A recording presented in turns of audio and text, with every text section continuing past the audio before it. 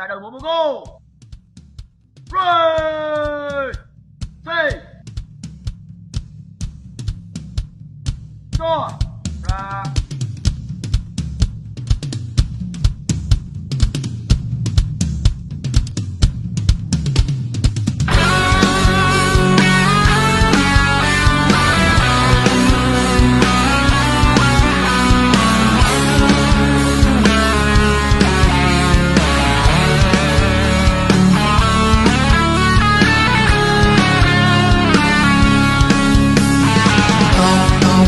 đời mùi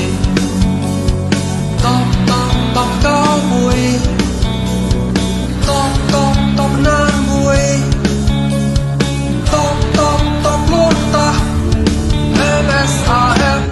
tóc luôn ta đời mùi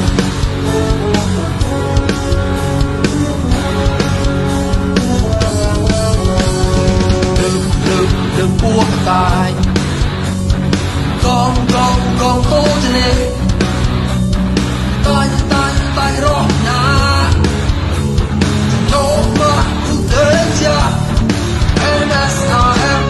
tóc lên một tôn đời một MSAF bao chia lòng nhau qua con rồng cao MSAF tết lô chim em và những đêm qua giọt buồn đầy em bao ban có sẽ ôm